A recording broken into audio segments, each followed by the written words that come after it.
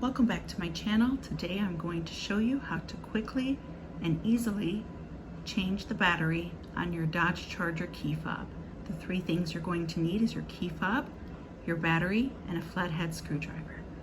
The very first thing you're going to do is you're going to locate the 3-ridge button on the back of your key fob, slide that to your left, and remove the emergency key.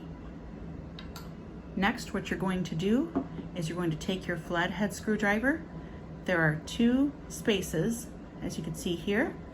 You're going to place the flathead screwdriver on the very top where the buttons are, get a good grip, and gently twist to the left and right until it opens.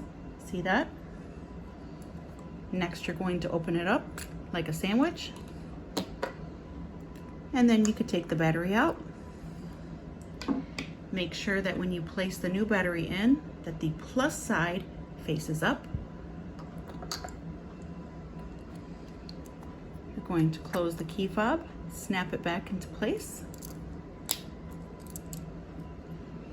Take your emergency key, place that back in, and you're good to go. Please give me a thumbs up. It supports my channel. Thanks for watching, and I'll see you in the next video.